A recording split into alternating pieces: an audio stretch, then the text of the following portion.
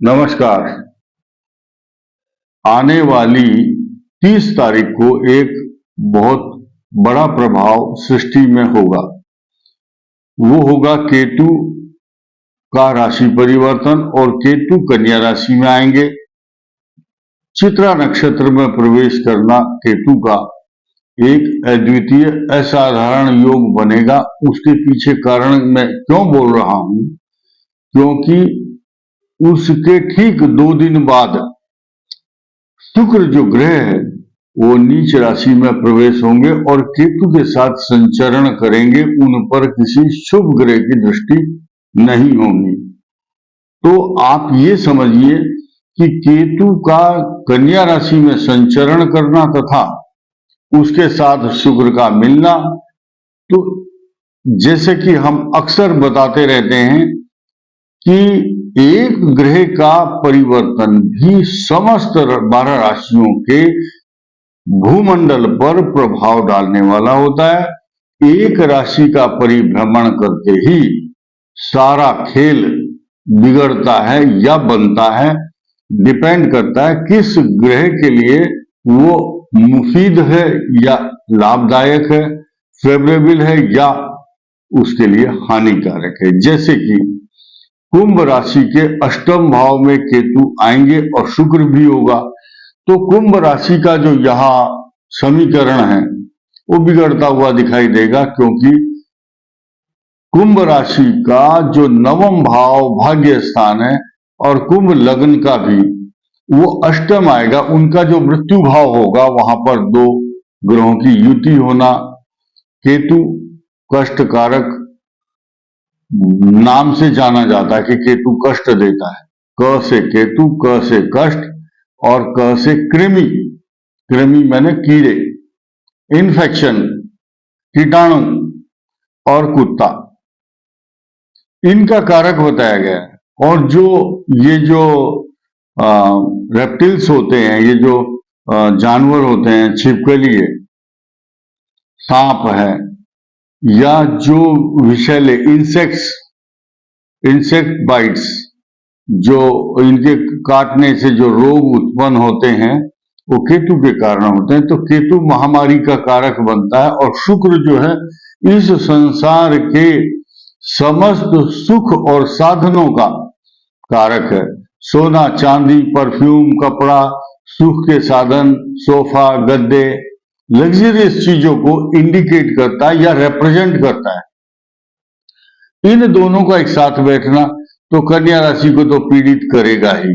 कारण क्या है कि कन्या राशि या कन्या लग्न का धन स्थान जो फाइनेंस हाउस है, और फाइनेंस हाउस के अलावा कन्या राशि का जो भाग्य स्थान है उसको भी डायरेक्ट इफेक्टेड इसलिए कर रहा है कि उन दोनों हाउस का लॉर्ड एक तो नीच राशि में हुआ और एक तो कड़वा और फिर नीम पर चढ़ गया, तो कड़वा अधिक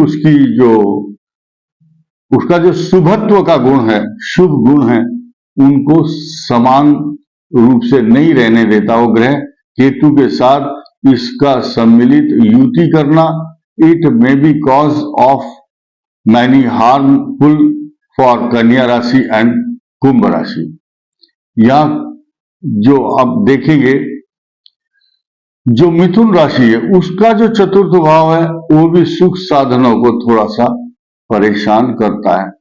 अब मिथुन राशि का चतुर्थ और 10वां भाव इनको नौकरी, ट्रांसफर, परेशानी और घरेलू परेशानियां, डोमेस्टिक प्रॉब्लम पैदा करता है।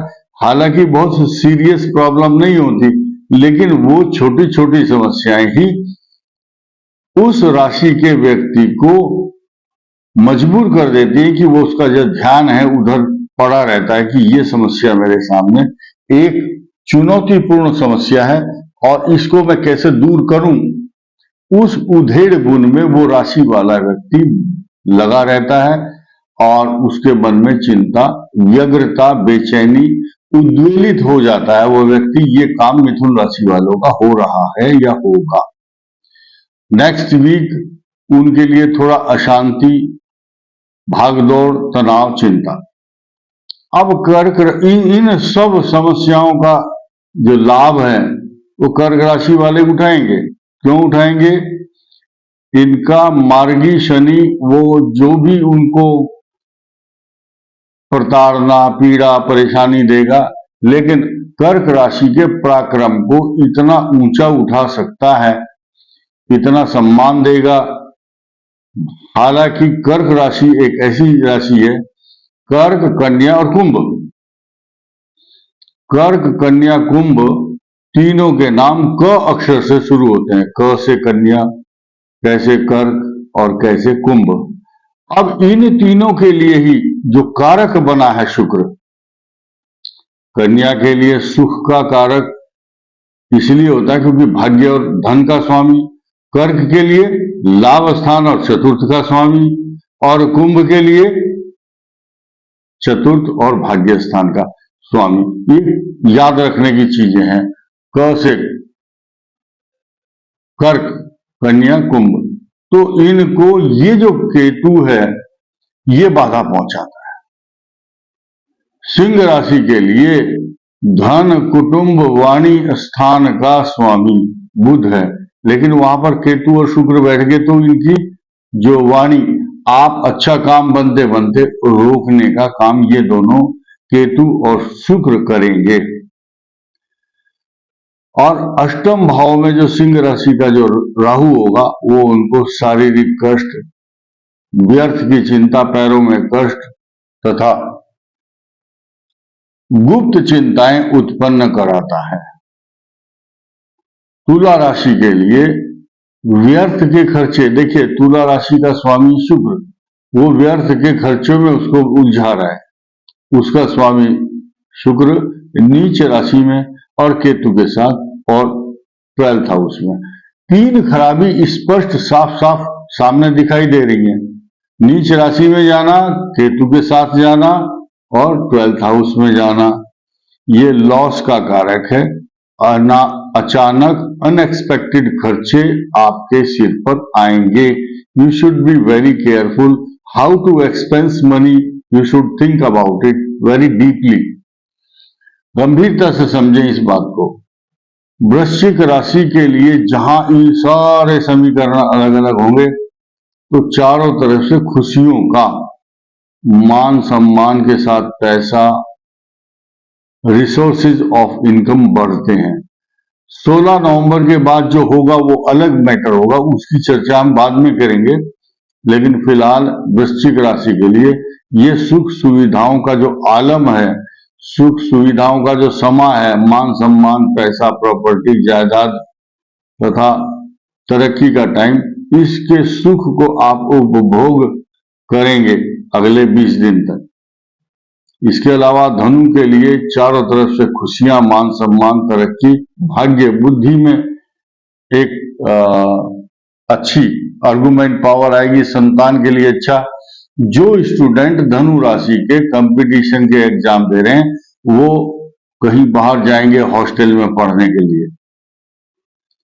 मकर राशि वालों के लिए ये स्थिति बहुत अच्छी कही जाएगी। मकर राशि के लिए भी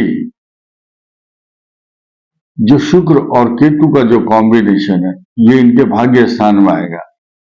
और पंचम और दसम का स्वामी शुक्र नीच में होगा, लेकिन सारे दुखों को दूर करने के लिए अकेला ही बृहस्पति जब केंद्र में बैठता है तो मकर राशि के लिए चारों तरफ से आने वाली समस्याओं को रोकता है। जैसे कि एक व्यक्ति शस्त्र रखता है तो शस्त्र रखने से उसका आत्मबल बढ़ा रहता है कि मुझे कुछ नहीं होगा, क्योंकि उसके पास शस्त्र है। इसीलिए मकर राशि का सबसे बड़ा शस्त्र इस समय बृहस्पति केंद्र में चल रहा है। किम कुर्वन्ति ग्रहा सर्वे यस्य केंद्रे बृहस्पति। बृहस्पति जब केंद्र में हो तो मकर राशि के लिए अद्वितीय अवसर शोभायमान होंगे, सम्मान मिलेगा, गले में माला डाल करके लोग आपका स्वागत करेंगे तथा आपकी प्रतिष्ठा में चार चांद लगेंगे। भूमि, भवन, वाहन, सवारी, प्रॉपर्टी, जायदाद स्वर्ण रत्न आभूषण सब कुछ मकर राशि के लिए अगले कुछ समय में प्राप्त होंगे, ऐसा सुंदर शुभ लक्षण बना हुआ। कुंभ राशि का मैंने बताया कि अष्टम भाव में जब पाप ग्रह की स्थिति होगी शुक्र के साथ तो अच्छा लक्षण नहीं है, वो बात अलग है। जैसे भी हमने चर्चा की, एक ग्रह सुख देने के लिए आया है, उसका काम है सुख देगा, जो कष्ट देने के लिए आया है वो अलग। मिले जुले परिणाम सामने आएंगे, एक खुशियों का और एक गम का। कई बार एक ही दिन में 2 फोन आते हैं, हाँ जी सगाई है, रिंग सेरेमनी है, शादी की डेट है, और एक जगह आएगा जी फला फला आपके रिश्तेदार की 13वीं है या डेथ हो गई है। तो ये ग्रहों के कारण है, एक खुशियों का मैसेज देता है, एक कष्टकारक मानसिक मलिन बनाता है, मन को मलिनता देने वाला। तो मीन राशि के लिए शुभ होगा, मेष के लिए अत्यंत शुभ, और क्योंकि छठे स्थान में जब मेष के लिए आएंगे तो मेष राशि खुशी से झूम उठेगी। वृष राशि के लिए अत्यंत शुभ, मान सम्मान पैसा सब कुछ चारों तरफ से खुशियों की बारिश होगी। ऐसी हल्की फुल्की बौछार नहीं, बहुत तेज, बहुत अच्छी धन वर्षा मान सम्मान प्राप्त होगा। तो मैंने ये 12 राशियों का थोड़ा थोड़ा बताया आपको, इस हिसाब से आप इस ग्रह के समीकरण को समझ सकते हैं। इस वीडियो में इतना ही, धन्यवाद।